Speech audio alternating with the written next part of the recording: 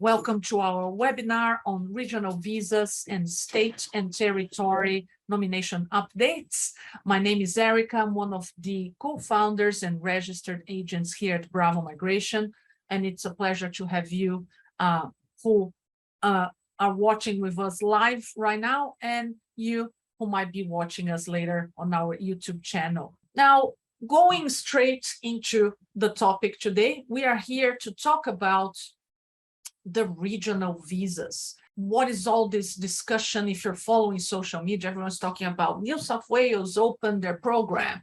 Western Australia doesn't require job offers anymore. What is this all about? So to start, I really want to go and start from the basics. I want to talk to you about general skilled migration, regional areas, and which visas require a state or a territory nomination, which visas are regional. We're going to look into some numbers that will also help you understand what's happening in the social, political, and economic moment in Australia. And we're going to look into each state and territory and their criteria. So I have recently presented the same webinar, but we thought it was important to present again, because there's been some updates and a lot of people are still confused. So we presented this in September, happy to be doing again now in October, because there's been some updates. So let's get into it. Starting from the super basic, what is a visa? A visa is a document that allows someone who is not an Australian citizen to travel to Australia if they're outside of Australia and stay here, or to continue staying in Australia if they are already here. We have three types of visas. We have a temporary visa, which is a visa with a day that it will end. So examples are a visitor visa, a student visa, graduate visa, even a sponsorship work visa. If you get a visa grant letter, it will be saying allowed to remain in Australia until 31st of December 2029. But there will be a date. It could be a short or a long temporary visa, but it's got a date to end. Another important element of temporary visas is that these visas allow the government to legally impose conditions on the holder. So the Department of Immigration can say, this is a tourist visa, you can come and visit Australia, but you cannot work. This is a student visa. You can come and stay in Australia to study, but you must study. You cannot stop studying. This is a sponsorship visa. You can work in Australia, but only for the sponsoring company, and so on. Now, a permanent visa is the complete opposite, and it's what most people want. First, it doesn't have a date to end, so it's forever. Second, the government cannot impose any conditions on a permanent visa. It cannot tell you what to do for work, where to live, any of those things. There may be conditions that a state or a territory will impose on a permanent visa, but the visa itself doesn't have any conditions. It's like, I am an Australian citizen now, I used to have a permanent visa.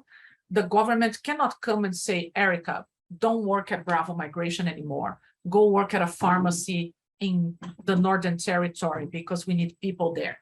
They can't do that. It's against the law, but they can do that with a temporary visa. With a bridging visa, bridging visas exist only to cover time. So if you come here on a student visa and then we apply for a sponsorship visa for you, let's say you got a job offer and you're in Australia and your student visa expires tomorrow. If I lodge a sponsorship visa for you today, you will be granted a bridging visa to stay in Australia after tomorrow when your visa expires, and you can stay here legally, even if the department takes 6 months to process your sponsorship visa, which is around the time it's taking.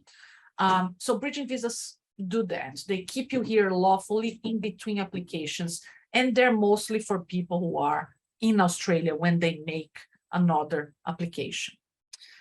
Now, from all those visas, let's talk about the skilled migration program. So we have different programs. We have the student visa program.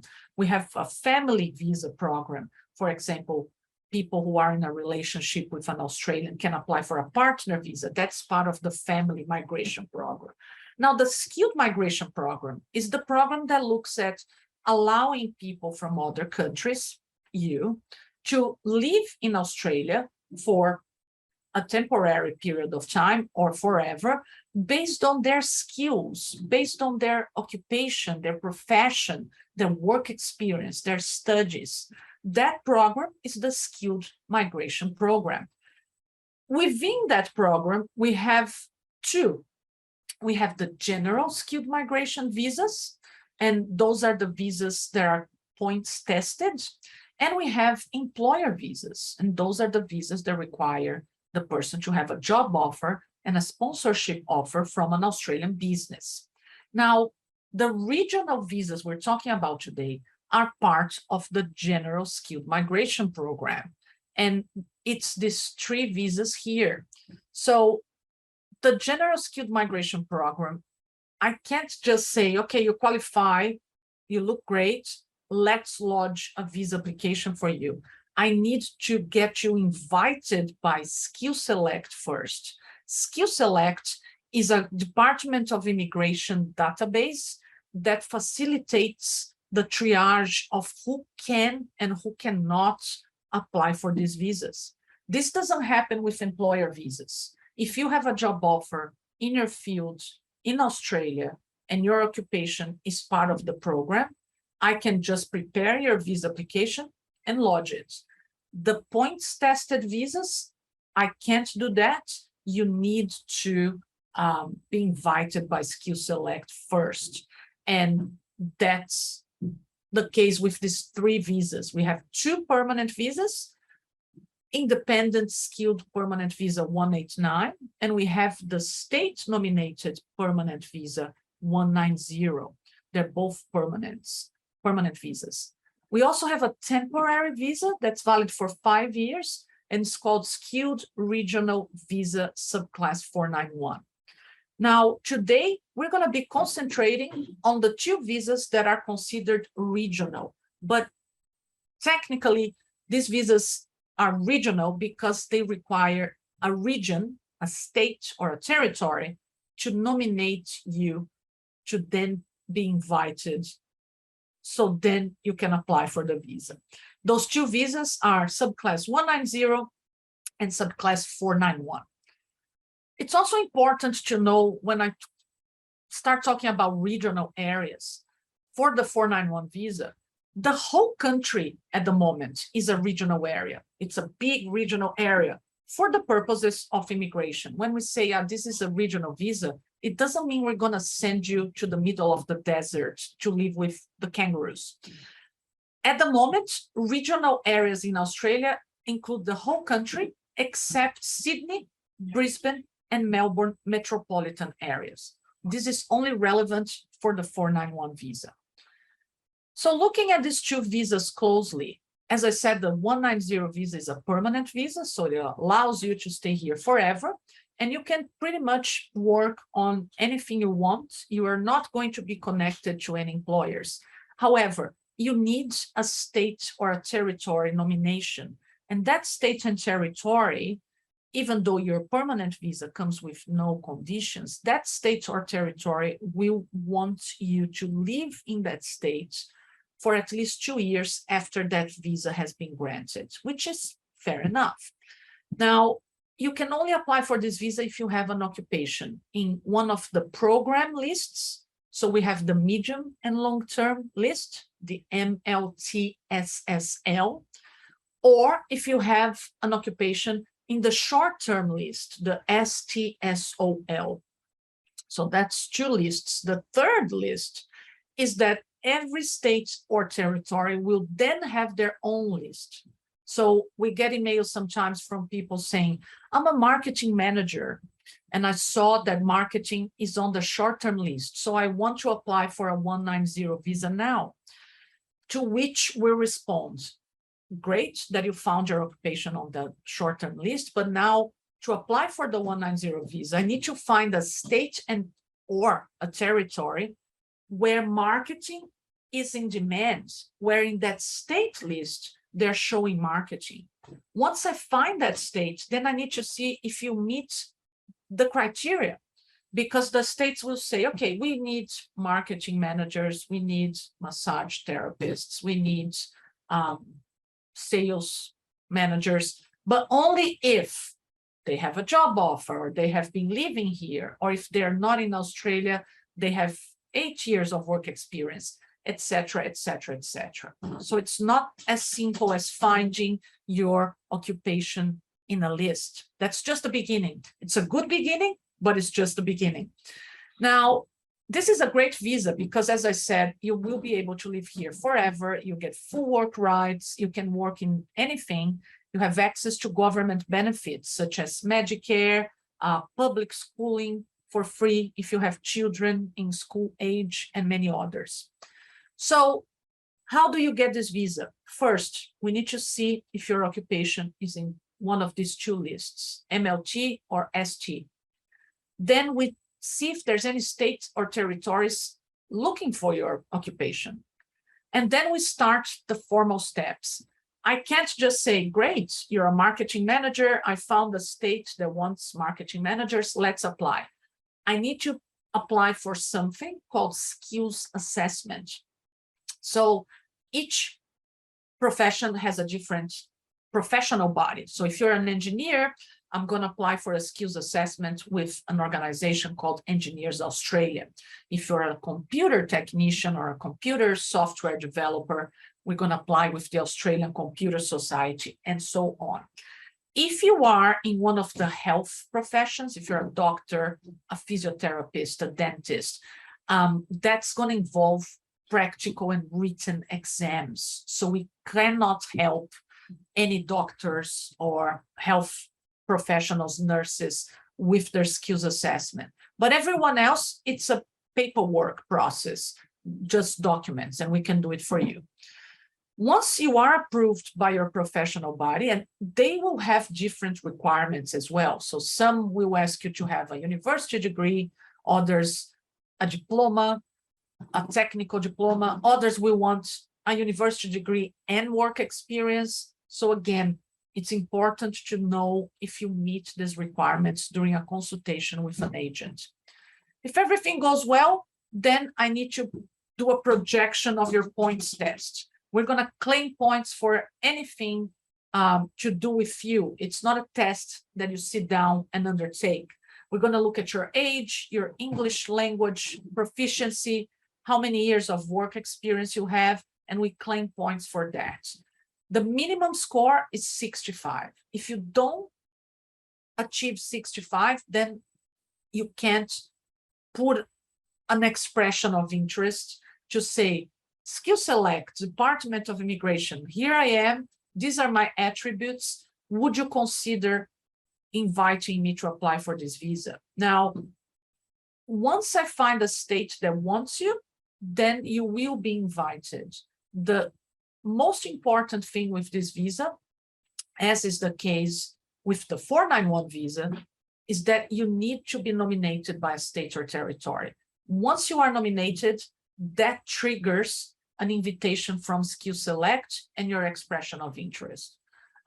So this step 3 is the most important in this scenario. Now, it's very important to know that both visas 190 and 491 and the 189 are just for people who are aged under 45. If you're watching us live now during the webinar, or if you're watching us later on YouTube, and you are 45 years of age or older, unfortunately, these visas are impossible. Remember in the beginning of the webinar when I said we have the courage to say no? This is a no. If you are over 45, this program, it's not possible. Now, there's no exceptions. There are some exceptions if you are applying under the employer migration program, but they're not easy to obtain either. So If you're over 45, you'll be eligible for temporary visas. You can come here on a tourist visa, on a student visa. You can even get sponsored. Those visas have no age limit, but for the majority of the permanent visas, it will be a problem.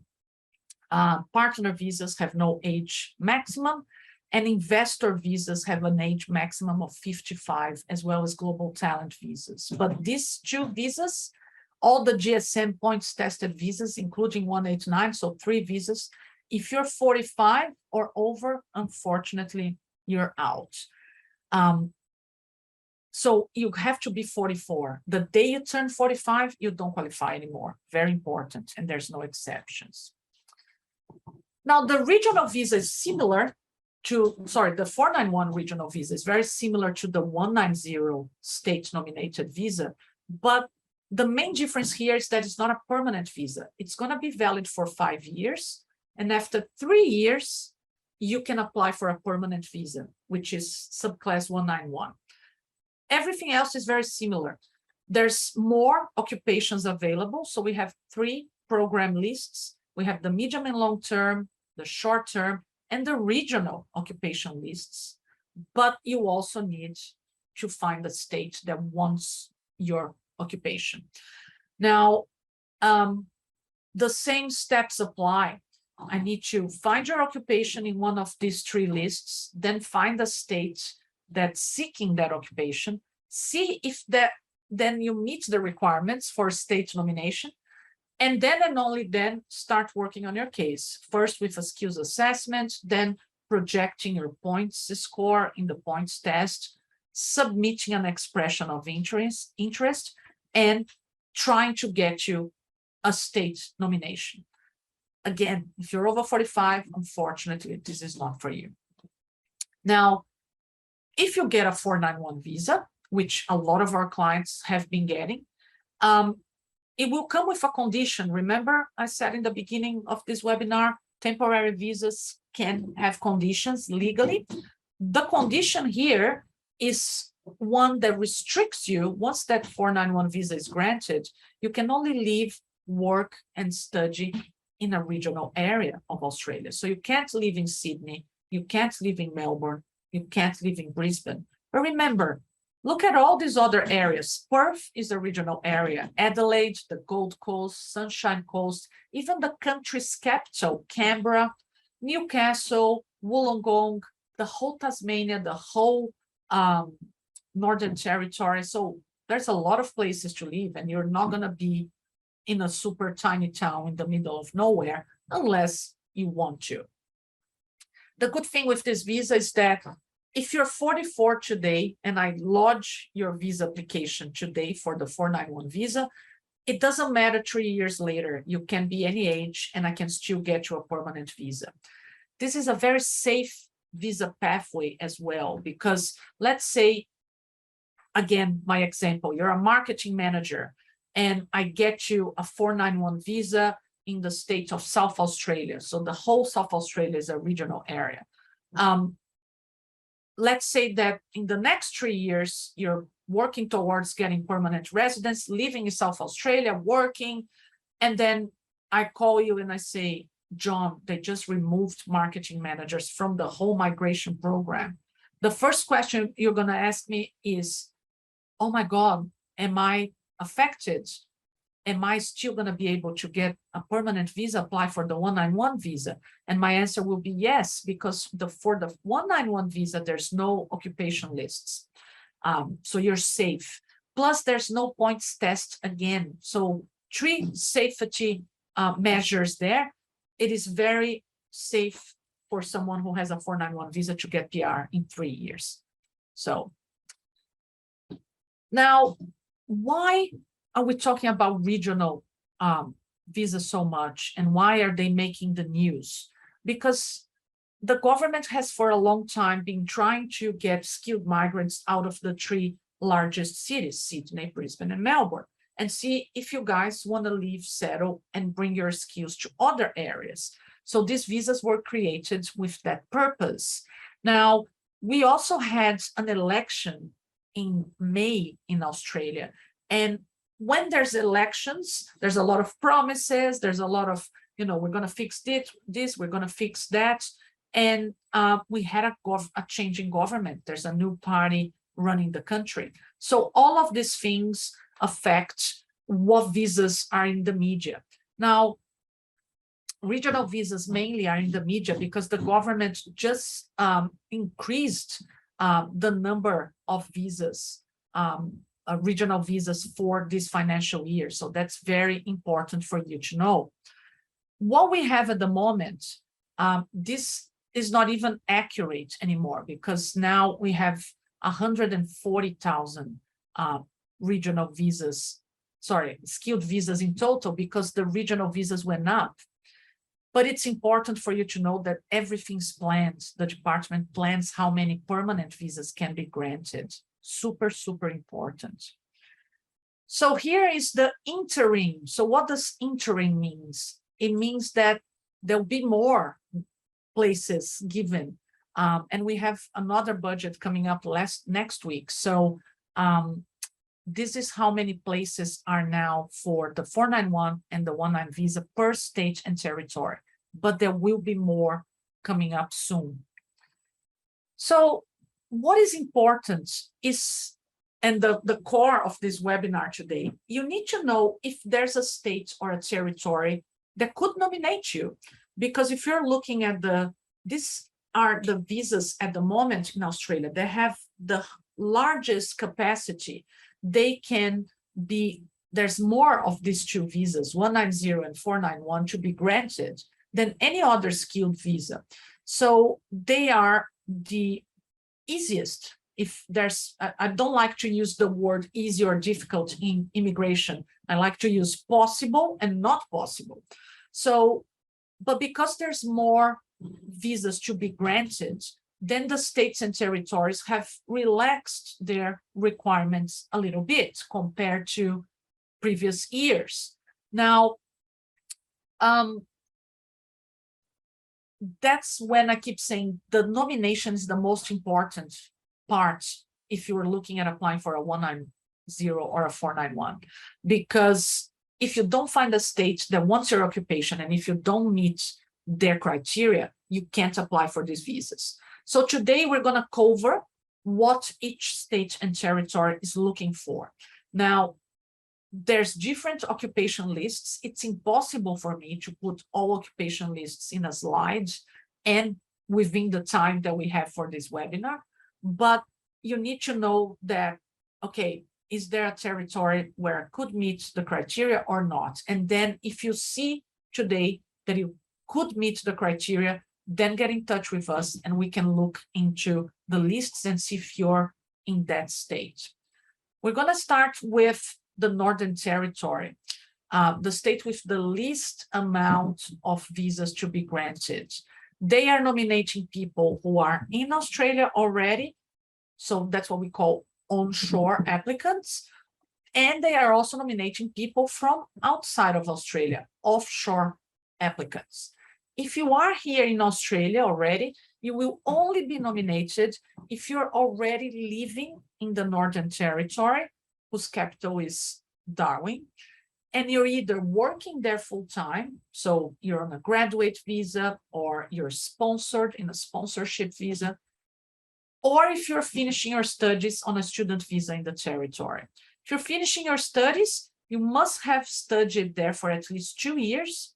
If you're working, you should be working for at least 6 months full-time, but you should be living in the territory for at least 1 year. And these are the requirements for the 491 visa. Now, the good thing about the territory, as you can see here, applicants can nominate any occupation in the program.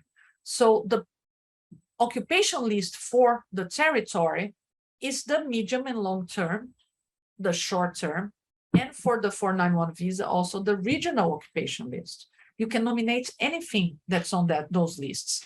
The territory doesn't have a specific list for the 491 visa.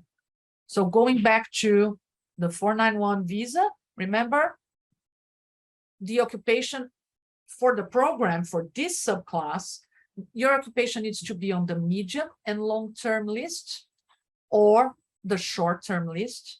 or the regional occupation list. So one of these trees. There's a lot of occupations there. But the territory is very strict with people who are in Australia. They don't want to nominate someone if you're living in Sydney and then you say, I'm going to move to the territory, give me a visa. No, you need to move there and show that you have created ties by either working full-time or studying. Working needs to be 6 months and you must be living there for a year. Studying needs to be 2 years. Now, for the permanent visa 190, that goes up. If you want a permanent visa, you need to have been working and living there for 2 years. And if you just finished your studies, you will need to finish your studies and get on a graduate visa so you can work full-time. And after 6 months, then you can apply. A good thing with the territory is that I can prepare your application and send it to them. I don't need to wait for them to select you, which is what every other state and territory does. They're the last region that says, okay, if I look at you and say, okay, you've been working in the territory for 2 years now, great, you meet all the other criteria, let's apply for nomination, and we wait for an answer.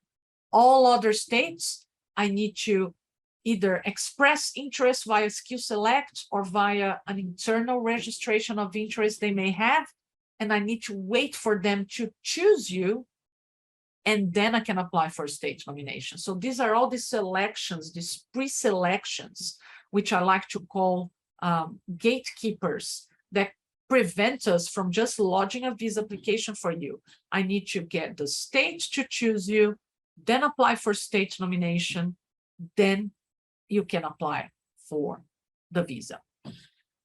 Recently, the Northern Territory also started nominating people who are outside Australia, what we call offshore applicants, but the criteria is different. You either need to have an occupation in their priority list. So all you need to do is Google Northern Territory priority occupation stream, offshore migration occupation list, and the list will come up. The other ways, if you don't find your occupation there and you're not in Australia, you could still be nominated if you have family members here. That is the case, get in touch with us because we need to assess if your family members meet the criteria or if you have a job offer in the territory. So again, the list is vast, but the requirements are strict. The next one we're going to look at is New South Wales. New South Wales also nominates people who are in or outside of Australia. For the 491 visa, there's an occupation list, and you can Google that and see the list. You need to be in New South Wales or you need to be outside of Australia. If you are in Australia and you're living in Melbourne, they are not going to nominate you. Now, if you're outside of Australia, you still could be nominated. Now, how do you get nominated? You need to have either an invitation from the state or you need to be chosen by an RDA, which is an administrative regional office.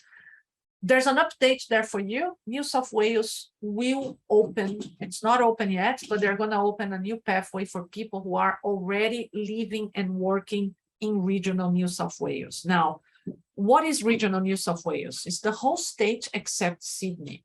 So Central Coast, Wollongong, Byron Bay, the countryside, the South Coast, Wollongong, these are all regional areas. So you must be living in New South Wales for at least 3 months and either be invited or be in the list of an RDA, or you are working in your occupation in regional New South Wales. If you are an international student and you are studying outside of Sydney, you must have studied for at least 2 years in an occupation that one of the RDA wants. So not so easy to get a 491 visa with New South Wales. On top of all that, if you look at the occupation list, you'll see that each occupation has a minimum requirement for years of work experience, and a minimum score on the points test. So it may be that you are an engineer, and if you look at the skills assessment for an engineer only needs a bachelor degree in engineering. The Engineers Australia Institute does not require work experience to nominate you, to assess you as an engineer. But if you're looking for state nomination with New South Wales, you will have to have work experience, 1, 2, 3 years, depending on your engineering occupation. So we have to serve several masters, as I say, the Skills Assessment Authority, the state and territory, and the Department of Immigration with the age and their points test and the whole thing. With the 190, sorry, not only there's noise today, but my dog's here. With the 190 visa, the state's also happy to nominate on people who are in or outside of Australia. There's a separate list. And if you are in Australia, you must be in New South Wales and you must have been here for at least 6 months. If you have just moved to New South Wales because you saw your occupation on the list, that's not going to work. You're going to have to wait 6 months until you express interest for being invited. If you are outside of Australia, you also must have been outside for a minimum 6 months. And this is to avoid people saying, I'm going to go outside and be invited. It doesn't work like that. Again, there's minimum number of years of work experience, minimum score in the points test, but there's no requirement for being in regional New South Wales. It could be in Sydney. They just had an invitation round earlier this month, and a lot of our clients were invited living in Sydney. So it's a good pathway. The problem with New South Wales, as you can see, is that I cannot apply directly. The process is I need to put an expression of interest for the 190 with Skill Select and hope you'll be invited. So if you are in Australia, we always have to have an alternative visa plan for you, because what if they don't invite you before your visa expires? What if they don't ever invite you? All states and territories who are using the pre-selection process don't guarantee invitation. They may say, we will never invite you, deal with it. So we need to have a plan B for you. If you are outside of Australia, then of course, you don't need a plan B to be here legally, but you also will want a plan B to come to Australia. So we are always looking at that as well. Not just putting all your eggs in one basket. We look at your strategy from a point of view of, great, I have this plan A. If you don't get invited or selected by your state, what else can you be applying for? Should you come to Australia on a student visa and look for a sponsorship visa? What can we do for you? Now, looking at Tasmania, they used to be like the Northern Territory. I could just apply.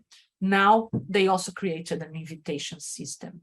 The good thing is that there's no specific Tasmanian list. They look at all the occupation lists, the medium and long term, the short term, and the regional lists.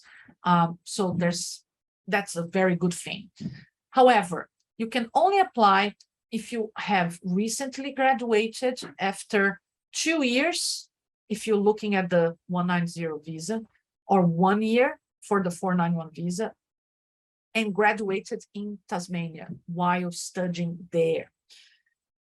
If you are working full-time in Tasmania, they could nominate you, but only if you worked 6 months part-time minimum, if you're seeking nomination for the 491 visa, or if you have worked 6 months full-time for the 190 visa. So I hope you're seeing a pattern here and being able to identify that it's harder to meet the requirement for the 190 visa. And why? Because it's a permanent visa. So if you get a 491, you'll be forced to live in a regional area. Whereas with the 190, even though Tasmania will make you sign a piece of paper saying you're going to live in Tasmania for the next 2 years, the visa itself has no conditions. So they raise the bar when they, and if they want to nominate anyone for those visas. People living in Tasmania for 2 or 3 years and working part-time now have a pathway called established residence in Tasmania. People who have bought or started a business in Tasmania could get the 491 visa.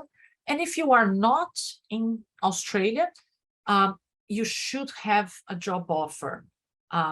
They're not going to nominate you if you are from outside looking at coming in unless you have a job offer. They could invite you if they think you're amazing and you have a special talent of sorts, but mainly they're looking at people with job offers if they're not in Australia. If they're in Australia, they should be living in Tasmania, either studying full-time or working full-time, or having bought a business, or if they show they've been there for a long time, they could apply after having worked just part-time. Now, Western Australia is another state, and they have 3 pathways. This has been the case for a long time, but you cannot apply directly either. We need to submit an expression of interest for you and wait for Western Australia to select you. Now, what are the 3 pathways? You either have a health occupation, or if you, and you have experience in that, or you are part of another list, which is a broader list. Normally, in both these cases, you need to have a job offer in Western Australia. At the moment, and this is an update, Western Australia is so desperate for skilled workers, they have removed that requirement that you need a job offer, but only temporarily. We don't know when things will go back to normal. One very good pathway for WA, and the reason why a lot of our international student clients choose to study in Perth, is that after studying there for 2 years, there's a lot of options because their list is very broad. So each one of these 3 pathways has a different occupation list. The graduate occupation list is large, and people who can nominate an occupation there and obtain a skills assessment after 2 years of studying in WA now don't need a job offer in WA to be nominated. Again, I don't know when this will go back to normal, but for the moment, you don't need that. Now, I have something very important to tell you, and this is an important takeaway from today's webinar. When you look at these states and territories creating pathways to nominate skilled workers after they have studied in that state for 2 years, or in the case of Tasmania and South Australia for at least 1 year, that's all great, but please don't go crazy and just say, I'm going to study for a year in Tasmania, or I'm going to study for 2 years in WA, and then ask for nomination. You still need to have an occupation in that state's list, and you need to obtain a skills assessment. So whatever you're studying in that state may not be enough to get you a skills assessment. Let's say you are completing a bachelor in IT in Western Australia, and it takes 3 years. So you say, okay, IT is on their occupation list. I'm studying there for 3 years, so it's more than the minimum required, 2 years. I'm just going to apply for nomination. No, you need to obtain a skills assessment as an IT professional with the Australian Computer Society or with the Engineering Institute of whatever occupation you have. And in some cases, as it is the case with IT professionals, you need to work after graduation for at least a year, sometimes 2, sometimes more. So you, again, if you're thinking about coming to Australia to study and then applying for state nomination to get one of these visas, you need to make sure that you can have a skills assessment. Again, we can answer those questions for you during a consultation with one of our agents. They're going to say, yeah, studying in Perth is a great plan because you already have work experience and you're going to get a skills assessment. Or it's still a great plan. After you finish your bachelor degree, we'll get you a graduate visa. You're going to be able to work, and then we apply for state nomination. So there's all these nuances that only an experienced migration agent can point out to you. Reading the Department of Immigration's website doesn't make this clear. Reading a blogger, an influencer, someone giving you information on the internet will be almost impossible for them to pinpoint all these steps, because only an experienced agent can see that and show it to you. Now, moving to Queensland.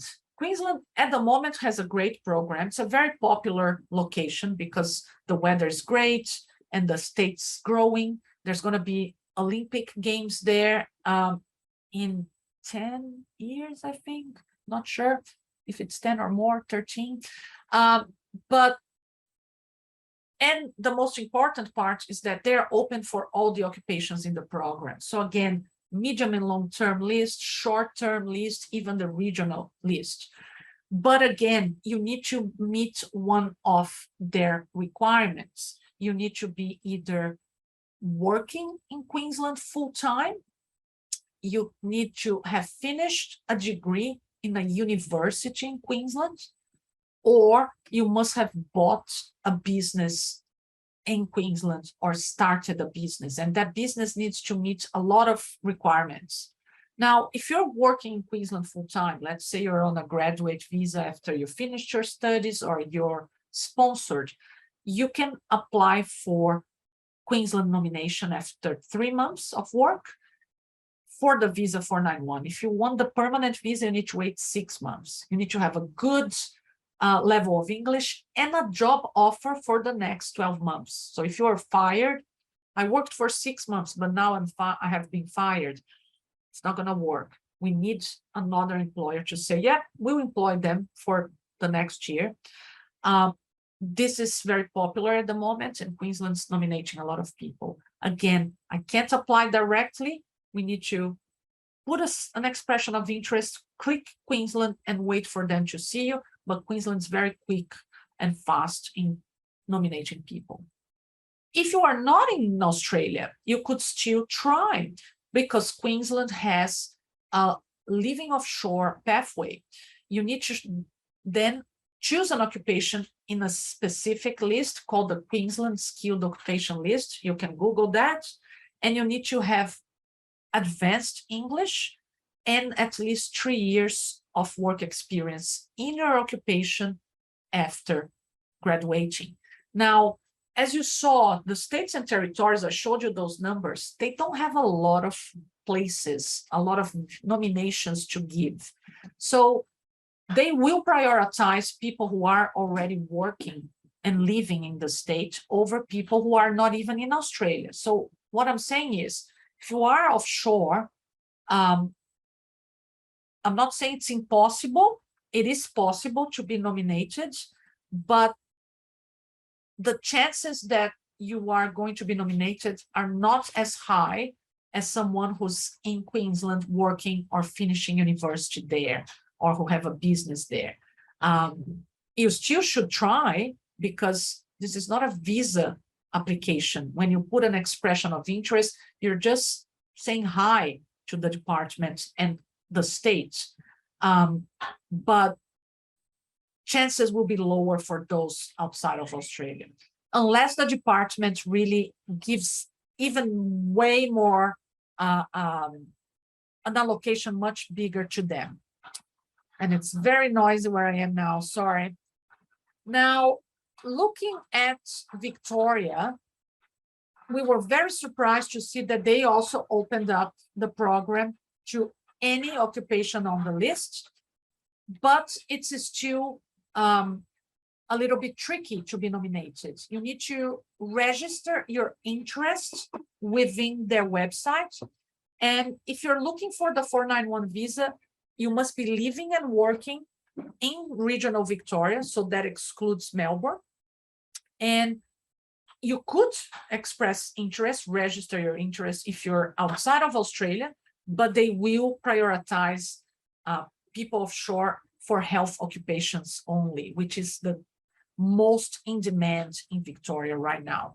If you're living in regional Victoria, if you're not in Melbourne, then you can nominate any occupation in the program, and you just need to be there and working in something. Doesn't even need to be in your career. Now, with the permanent visa 190, then it seems to be easier, but they prefer people who are living and working in Victoria as well over people who are offshore.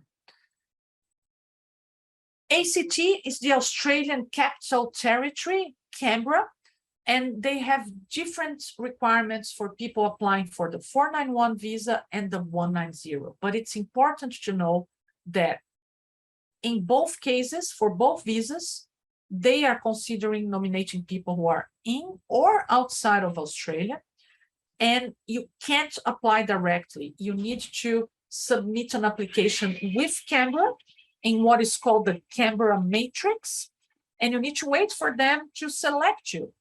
The good thing with Canberra, they don't have that many places, but they do invitation rounds all the time. They're very active in inviting people. So every month they release 1 or 2 rounds of invitations, and they really want skilled migrants to be part of their community. There's a huge shortage of skilled migrants there. So if you're in or outside of Australia and looking at the 491 visa, what do you need to have to be considered and invited by Canberra? There's 4 pathways. You need to be living and working in Canberra and have an occupation in their ACT critical skills list. Again, I can't put all the lists here. It's practically impossible. But if you Google that, you'll find the list. You should be living and working in Canberra for at least 3 months, and part-time work is accepted. That's one of the pathways. Now, if you are in Canberra and you have been sponsored on a sponsorship visa, the 482 visa, you don't need to nominate an occupation in that critical skills list. You can have any occupation in the program, an occupation in the medium and long term or the short term list. Now, you must also be living and working in Canberra for at least 3 months at that stage. The third pathway is to be a business owner in Canberra. So you have to have a visa that allows you to work. And there's a pathway for people who are not even in Australia. Those people need to nominate an occupation in the critical skills list. And also we need to make sure that they have at least 3 years of work experience in a nominated occupation. With the 190 visa, we follow the same rules, but instead of living and working in Canberra for at least 3 months, we need 6 months. And if you're not in Australia, you need a job offer. Lastly, in our list today is South Australia. South Australia has 7 pathways, but it's very important with South Australia that you go to the Migration South Australia website, find the occupation list, and then put the occupation list on a click thing where they're going to show you each and every single one of them, and they will then show which pathways are available for this for that occupation. So not all occupations have the pathways available. So please be very careful. If you say, I am a long-term resident of South Australia and you're watching this, don't presume that that applies to your occupation. It could be that this pathway is not available to you. So go to their website, click on occupation list, find your occupation and see which one of these pathways, if any, are available to you. Now, recent graduates of Australia need to have studied there for at least 1 year. But There may be more depending on your occupation, so check the occupation list. And depending on the occupation, you may be required to do a certain qualification. So, for example, if you're an engineer, they may say you need to have finished a master's in engineering. So just an example, check the list, please. High-performing graduates don't need to have work experience. Recent graduates, on top of everything I just described, must also show they have been working in South Australia for a minimum period of time, again, varying according to the occupation. So be very careful. Just going to South Australia and studying is not going to get you a nomination. Skilled professionals must be working in South Australia for a minimum period of time, and sometimes part-time work's accepted, sometimes only full-time work's accepted. So this has been getting harder with time. You will see some occupations have this pathway available to them, but people have to work for a year, sometimes 2 years in regional areas of South Australia. So again, please be careful. You can check the website, but if you want to make sure you understood correctly, please book a consultation with us. They also created a new pathway called long-term residence, where you must be living there for 5 years and working in a job not related to your occupation. And we have the highly skilled and talented stream. This is very hard. You need to be working or have skills in one of their priority sectors and put a business case showing that you will contribute to this area in South Australia. And the last two are for people working outside of Adelaide in remote regions of South Australia for a minimum period of time. And if you are not in South Australia, then you have to be outside of the country. So as you could see, all these states and territories want to nominate either people who are already living and working or studying in that state, or if they're not in that state, they need to be outside of Australia. If you are in Australia, but not there, they don't want you. They want people who are outside of Australia, but they mainly want people who are there in that state, living, working, or studying there. If you are not in Australia and you want to compete for an invitation as an offshore applicant, they will only nominate you after selecting you. And if you have a minimum time of work experience, a minimum points score in the points test, and a minimum English language proficiency. What are those minimums? Again, they vary from occupation to occupation. You need to check on the occupation list. Again, we can't put all the occupations from all states, from all lists here, but we're happy to have you over on a consultation and analyze that for you and come up with a plan, a serious plan. So to finalize our presentation today, I just want to remind you how we can really help you. We can sit down with you virtually on Zoom, no matter where you are, and assess your chances, look at your occupation, check if you would have a skills assessment approved, see which states and territories want you, if any, and what they require. That's our Visa Action Plan consultation. You can book it by sending us an email on visas@bravomigration.com.au. If you're here seeking information about the regional visa, but you have a job offer for a sponsorship visa, or you're thinking about applying for a partner visa, we can book a free assessment over the phone as well. I'm one of the leading migration agents in Australia. I have been registered for 17 years, and I've worked in different law firms before 2008 when I co-founded Bravo Migration.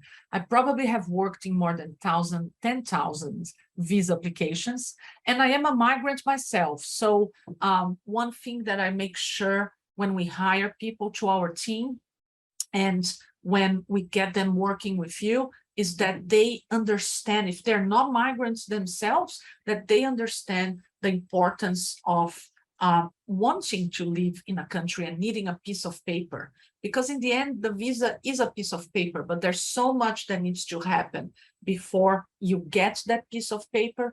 First, as I said, the most important thing is get out of the dream and make sure you find out if you can apply for that visa or not. That's the most important thing. And unfortunately, a lot of people in the industry won't have the courage to say, this is not going to work, don't apply for this visa, or will have the experience to tell you this is not going to work. We have both the courage and the experience, but we always say, this is not possible, let's look at other possible options, even if that means a long-term plan. So that's our motto, because I migrated here too. I've been through what you are going through or you are going to go through. In terms of our firm, we employ 15 different people all over Australia and in other countries. And yes, we've been in the market for almost 14 years. If you haven't signed up for our newsletter, I strongly recommend you do so. Our newsletters are full of important updates on legislation. This is an example, as you can see on these slides. We talk about changes to visas, increasing visa application charges, and other very important information. So make sure that you have signed up. If you are watching us on our YouTube channel, there'll be a link on the description of this video that you can just follow and sign up.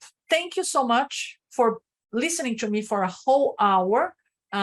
You are troopers. Those of you who are here live with me, thank you so much for listening and watching.